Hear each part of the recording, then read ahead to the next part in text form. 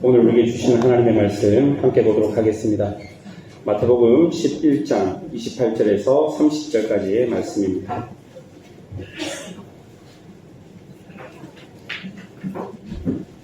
마태복음 11장 28절에서 30절까지의 말씀 우리 한 목소리로 함께 봉독하도록 하겠습니다.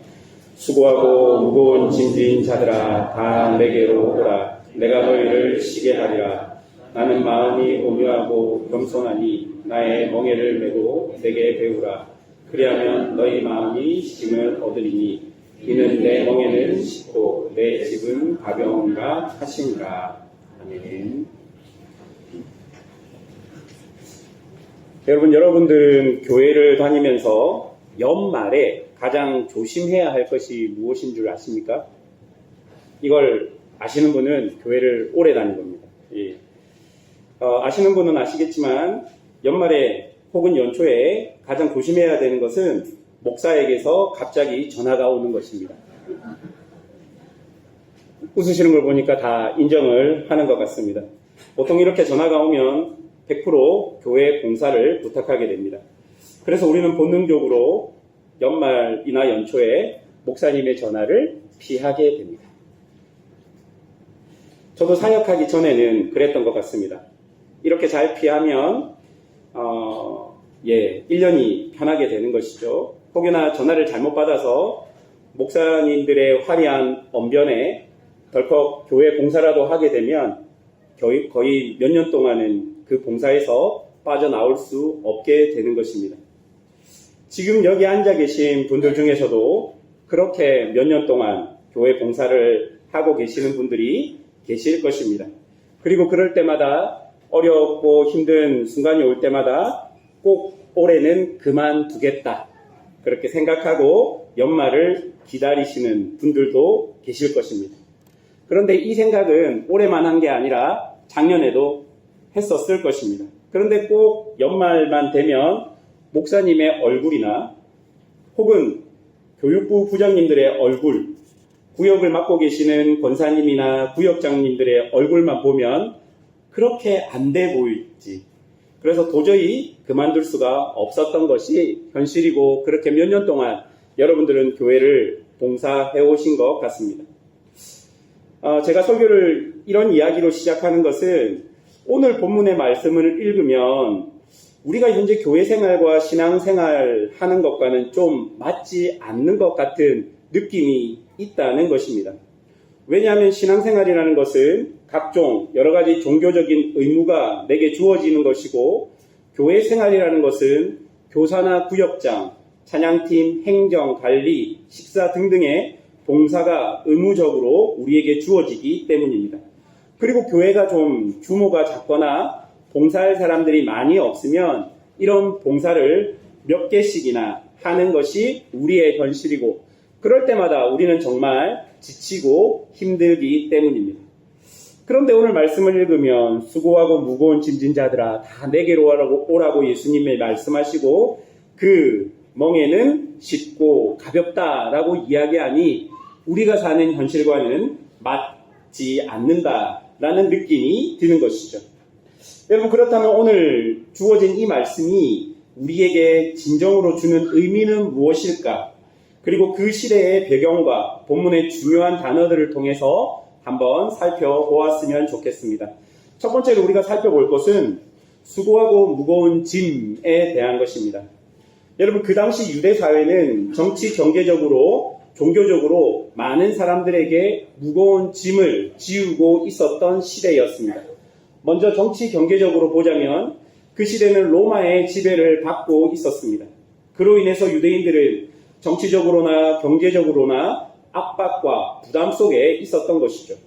여러분, 하다못해 자신들의 왕마저 자신들이 결정하지 못하고 로마의 허가가 있어야 되었습니다.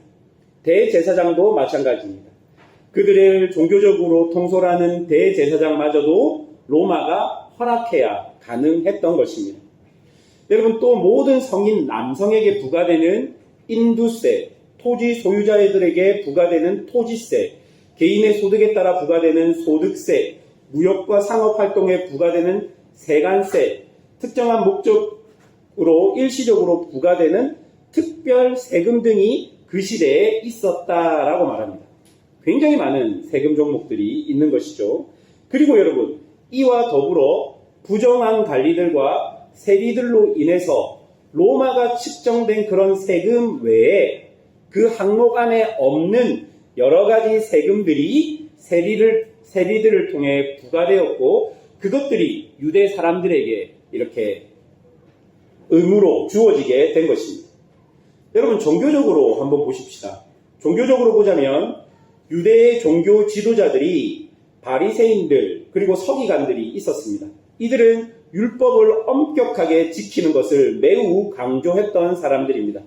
율법의 개수가 총 613가지가 있었고, 그 613가지의 율법을 지키기 위한 세세한 규정들이 또 있었습니다. 그 모든 규정들을 하나도 빠짐없이 지키는 것이 그 유대인들에게 주어진 종교적인 무게였던 것입니다. 사람들에게는 그것이 큰 부담이 되었고, 실제로 그 모든 것을 지킬 수 있는 사람들은 없었습니다. 여러분, 그래서 시대적으로 보자면 28절에 나오는 수고하고 무거운 짐들은 시대적으로 보자면 이런 정치적, 경제적, 종교적인 상황들을 의미할 것입니다.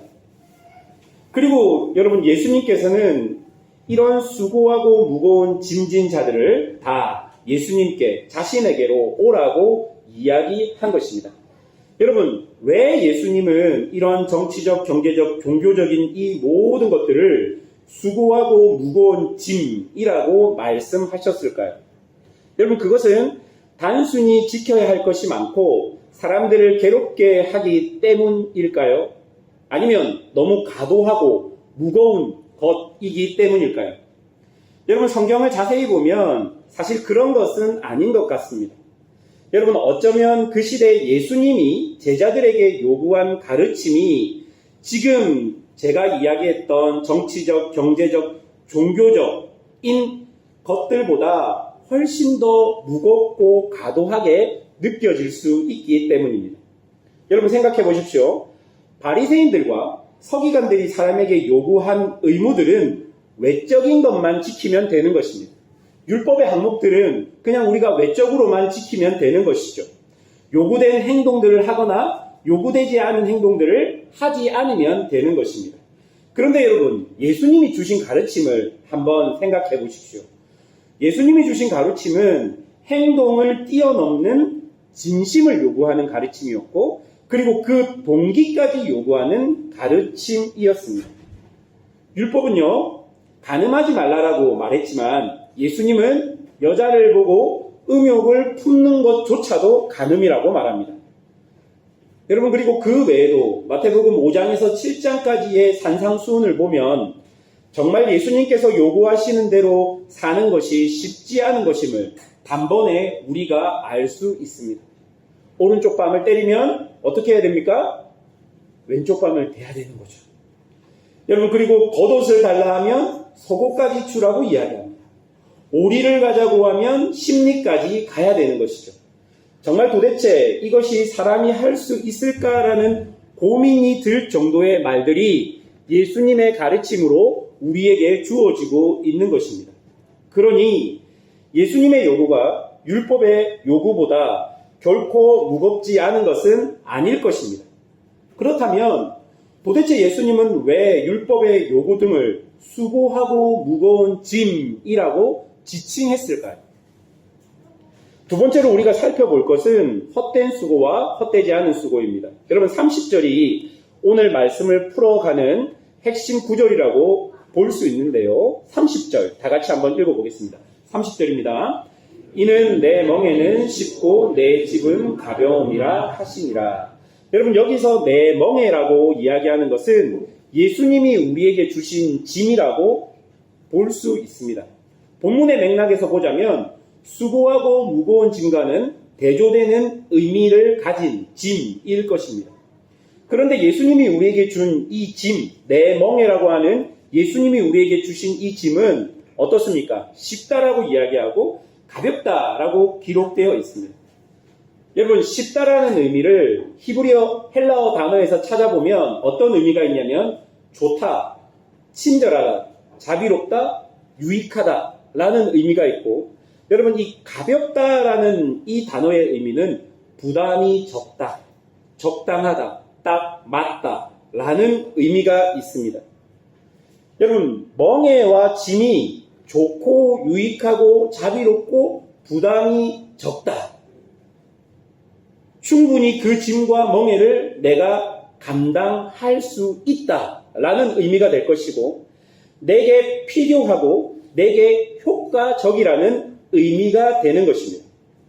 여러분 조금 더 풀어서 설명하자면 내가 수고하고 애를 써서 그 짐과 멍에를 감당하기만 하면 그것은 나에게 효과적이라는 거예요.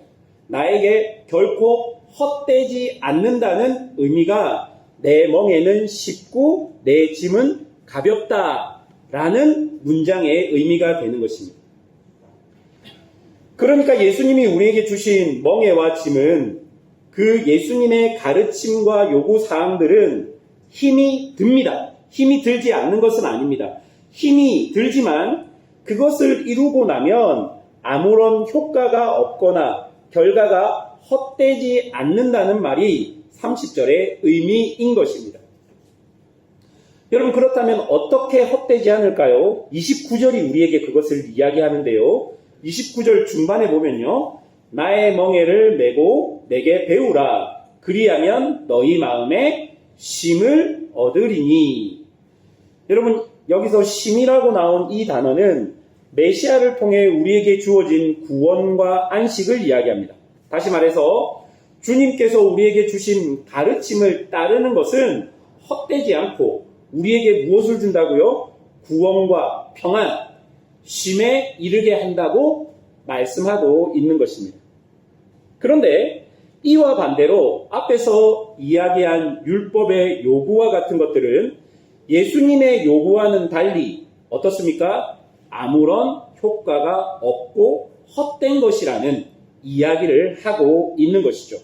그래서 예수님은 그것을 수고하고 무거운 짐이라고 말씀하시면서 이제 그것을 내려놓고 내게로 와서 참된 구원과 안식을 줄 수 있는 내 멍에 그것을 지고 나를 따르라고 이야기하고 있는 것입니다. 여러분 세 번째로 우리가 살펴볼 것은 지쳐있는 우리에게 주시는 하나님의 말씀입니다. 여러분 오늘 본문이 28절, 29절, 30절을 보면 사실 교훈은 어렵지 않습니다. 세상이 우리에게 부과되는 그 수고하고 무거운 짐은 헛된 짐이라는 거예요. 아무런 효과가 없는 짐이라는 거예요. 애써서 힘써서 우리가 다 지켜도 우리에게 영적으로 유익을 줄 수 없는 짐이기 때문에 예수님이 수고하고 무거운 짐이라고 이야기하셨고 그와 달리 예수님께서 우리에게 주신 내 멍에라고 이야기하셨던 그 예수님의 가르침과 요구는 그게 힘들고 어렵기는 하지만 그것들을 지켜내고 그것들을 붙들고 예수 그리스도를 따라갈 때 그것은 되게 효과적이고 나에게 의미가 있고 나를 변화시키고 그렇기 때문에 헛된 일이 아니라는 것을 우리에게 알려주는 본문입니다. 그렇다면 이 본문을 우리에게 어떻게 적용할 수 있겠습니까? 이 본문이 우리에게 주는 교훈은 무엇이겠습니까? 저는 이 설교를 준비하면서 두 가지로 그 교훈을 생각해 보았습니다.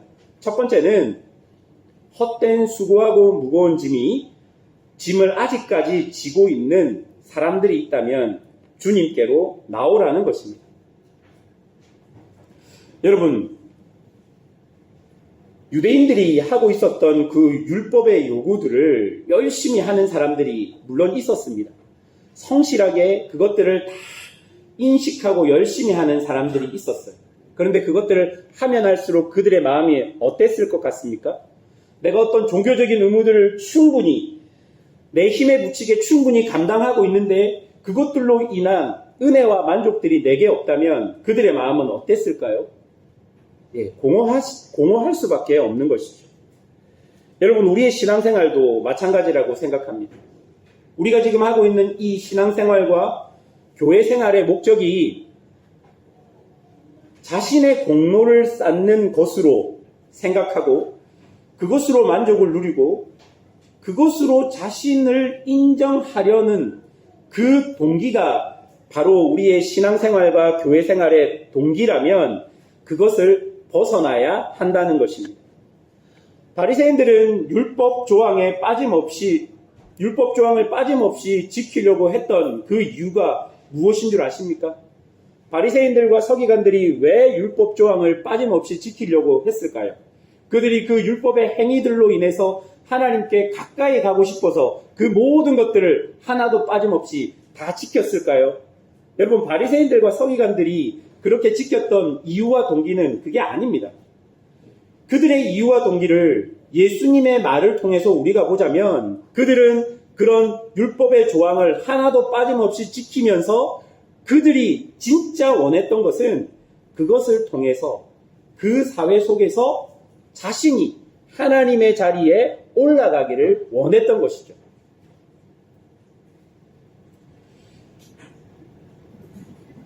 그들은 하나님께서 주시는 어떤 세세한 율법의 조항까지를 다 지키면서 그것들을 지키지 않는 사람들을 향해서 너희들은 이 사회 안에서 말할 자격이 없는 사람들이라고 생각하며, 그렇기 때문에 이 유대 사회는 누구의 말을 따라야 된다고요? 바리새인, 우리들, 이 하나님이 주신 모든 종교적인 이 율법들을 다 지키는 우리들을 따라야 한다라고 바리새인들이 이야기했던 것이죠. 그렇기 때문에 바리새인들에게 종교적인 행위, 신앙적인 행위, 율법적인 모든 것을 지키는 행위는 하나님을 위한 행위가 아니라 자신을 위한 행위라고 볼 수 있는 것입니다. 자신들이 다른 사람들보다 영적으로 우월하다는 것을 보여주고 그것을 통해서 다른 사람들을 조종하며 그 시대, 그 유대 사회에서 자신들이 존경과 영광을 받는 하나님 자리에 오르고 싶어서 그들은 율법의 조항들을 빠짐없이 지켰던 것입니다. 여러분, 이 모든 것이 뭐라고요? 수고하고 무거운 짐이라고 예수님은 이야기하고 있는 거예요. 우리의 신앙생활과 교회 생활도 이렇게 될 수 있습니다. 여러 종교적인 행위들을 다 지키며 그것이 내가 다른 사람들보다 신앙이 더 좋다는 척도가 되고 또 다른 사람들 위에 서서 그 사람들을 영적으로 조정하려는 시도를 한다면 우리가 아무리 열심히 종교생활, 종교적인 행위와 교회 봉사를 한다 할지라도 그것들은 하나님을 위한 것이 아니라 그것은 주님의 멍에를 메고 주님을 배우는 것이 아니라 나를 위한 수고하고 무거운 헛된 짐이 될 수밖에 없다는 것을 우리가 기억해야 하는 것입니다. 여러분, 수고하고 무거운 짐과 예수님의 멍에는 둘 다 똑같이 힘든 거예요. 그런데 내가 그것을 어떤 마음으로 어떤 동기로 하냐에 따라서 하나는 수고하고 무거운 짐이 될 수 있고 하나는 예수님을 따르는 내 멍에라고 말하는 그 예수님을 따르는 행위가 될 수 있는 것을 우리가 기억해야 하는 것입니다. 둘째로 본문을 통해 우리가 받을 수 있는 교훈은 지금 여러분들이 하고 계시는 교회 안의 모든 수고와 봉사들은 결코 헛되지 않은 것임을 오늘 본문이 우리에게 알려주고 있는 것입니다. 많은 해외 한인교회들을 다니면서 오랜 시간 그 땅을 지키고 서 있는 사람들을 볼 수 있는 기회가 저에게 있었습니다. 오고 가는 사람들을 맞으며, 그리고 거기서 5년이든 10년이든 그 교회의 모든 시간들을 함께 지탱하며 서 계신 분들을 볼 수 있었던 기회가 저에게 있었습니다. 그런데 여러분, 그 사람들 대부분이 많이 지쳐 계셨습니다. 저도 한 10여 년 동안 사람들을 보내고 저도 떠나오는 이 과정들을 몇 번 거치다 보니까 늘 보내는 것이 아쉽고 늘 제가 떠나는 것이 익숙하지 않습니다. 그래서 어쩌면 그 보내는 것의 아쉬움을 조금 덜 느끼기 위해서 조금은 냉소적으로 변해가고 있는지도 모르겠다라는 생각을 하게 되었습니다. 함께 교회를 섬기고 울고 웃던 사람들이 떠나가고 남겨져서 여전히 이 땅에 서서 다시 힘을 내어 살아가기란 사실은 여간 힘든 일이 아닌 것이죠. 그리고 여러분, 해외 한인교회들을 보면 한인들이 떠나가는 지역들이 있습니다. 그러면 그곳에 교회의 사람들이 점점 줄어가고 사역들이 줄어가는 것을 지켜보게 됩니다. 예전에 활동했던 교회의 왕성한 활동들이 점점 사라지고 어떨 때는 봉사의 일들이 더 많이 가중될 때도 있었을 것입니다. 그리고 어느 날 교회가 더 이상 유지되기 어려워서 교회가 사라지는 경험들도 많은 분들이 해봤을 것이라고 생각됩니다.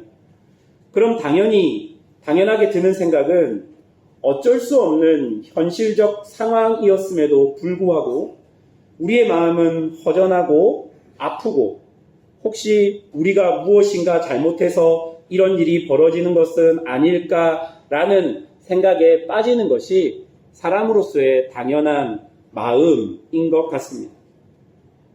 내가 열정을 쏟았던 교회가 점점 작아지고 사역들이 축소되고 사람들이 떠나고 남겨진 사람들이 그 몫을 다하는데 너무 서로가 지쳐 있는 그런 상황들이 여러 한인교회 안에 그런 문제들이 있는 것 같습니다. 그래서 남겨진 자로 살아가는 것이 결코 쉽지 않은 그런 상황일 수 있겠다 싶습니다. 그런데 오늘 본문을 통해서 예수님이 우리에게 주시는 말씀은 지금 상황이 어떠하던지 교회를 지탱해서 우리가 했던 모든 하나님 안에서와 수고와 봉사가 결코 헛되지 않은 것임을 오늘 본문을 통해 우리에게 알려주고 있는 것입니다. 어떤 결과가 그 일이 잘했다 못했다 그렇게 우리에게 말해주지 않습니다. 그냥 우리에게 주어진 시간 속에서 하나님이 나에게 은혜를 주셔서 그 시간을 견디게 하셨고 그 시간을 통해서 이렇게 봉사하게 하셨다면 그것으로 그 봉사는 하나님 안에서 헛되지 않고 하나님 안에서 효과적인 봉사가 될 수 있다는 것을 오늘 본문이 우리에게 이야기하고 있는 것입니다. 사랑하는 여러분, 그래서 우리 역시 마찬가지입니다.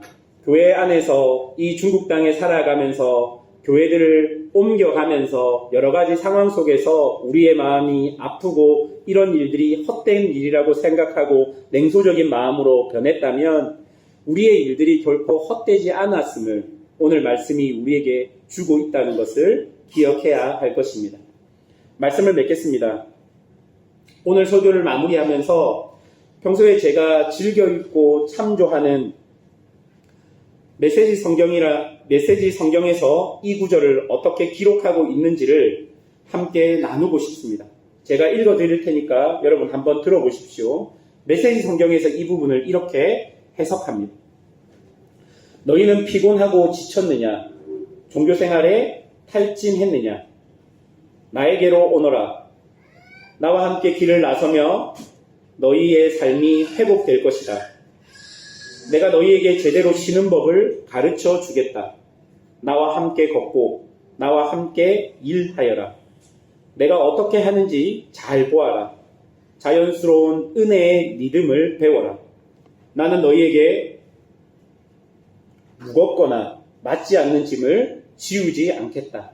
나와 함께 있으면 자유롭고 가볍게 사는 법을 배울 것이다. 여러분, 이 말씀이 여러분 각자에게 어떤 교훈으로 다가갈지는 잘 알 수 없지만 우리 주님은 당신의 제자들이 헛된 수고와 무거운 짐과 같은 종교적인 행위에 매여 있기를 원하지 않습니다. 오히려 아무리 무겁고 힘이 든다 할지라도 헛되지 않은 수고에 열정을 쏟아내기를 원하고 계시는 것입니다. 분명 우리의 수고는 하나님 안에서 헛되지 않습니다. 결국 이 수고들로 인해서 우리는 하나님을 더 깊이 알게 될 것이고 하나님이 원하시는 모습으로 변화되게 될 것입니다. 예수님의 제자들이 그랬듯이 많은 믿음의 사람들이 그랬듯이 그렇게 제자로 훈련되어지며 온전히 나와 우리를 통해 우리가 서 있는 이곳에서 이 공동체에서 하나님의 뜻이 분명히 반드시 이루어지게 될 것입니다. 그렇게 믿고 오늘도 하나님을 신뢰하며 길을 가는 성도들이 되시기를 주님의 이름으로 축원합니다. 기도하겠습니다.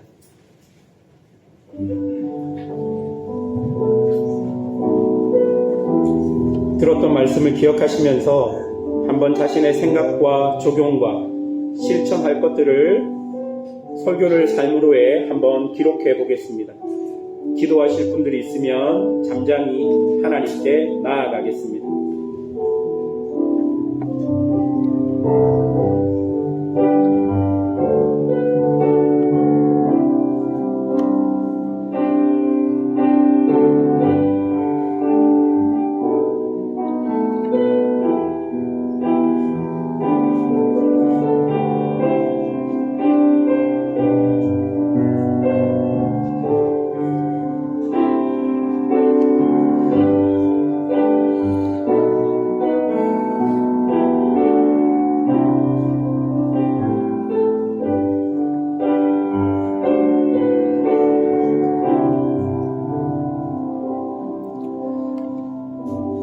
사랑하는 하나님 아버지, 우리를 헛된 수고와 무거운 짐에서 자유하게 해주셔서 감사합니다.